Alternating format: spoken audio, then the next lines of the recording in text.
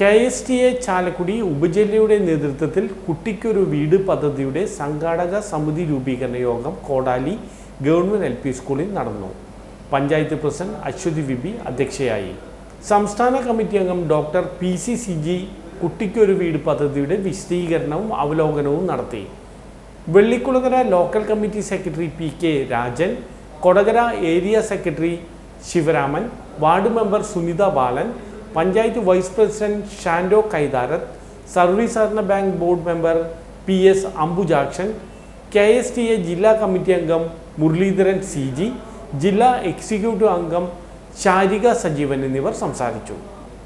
സംഘാടക സമിതി രക്ഷാധികാരികളായി block panchayat president Ranjith MR, ജില്ലാ പഞ്ചായത്ത് അംഗം ജനീഷ് P ജോസ് എന്നിവരെ തെരഞ്ഞെടുത്തു.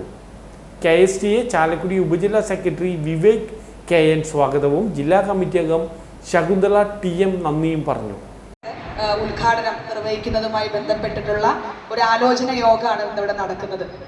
നമുക്കറിയാം, സംസ്ഥാന സർക്കാരിൻ്റെ ഏറ്റവും മാതൃകാപരമായിട്ടുള്ള ലൈഫ് മിഷൻ പദ്ധതിയോടൊപ്പം വളരെ അധികം ചേർന്ന് നിന്നുകൊണ്ട് തന്നെ ഒരു താങ്ങായി തണലായിട്ട് തന്നെയാണ് KSTA ഈ കുട്ടിക്കൊരു വീട് എന്ന ഒരു പദ്ധതി വളരെ ഗംഭീരമായിട്ടുള്ള പ്രവർത്തനങ്ങൾ കാഴ്ചവെച്ചുകൊണ്ട് വളരെ നല്ല രീതിയിലുള്ള സംഘാടക മികവോടുകൂടി തന്നെ മുന്നോട്ട് പോയിക്കൊണ്ടിരിക്കുന്നത്.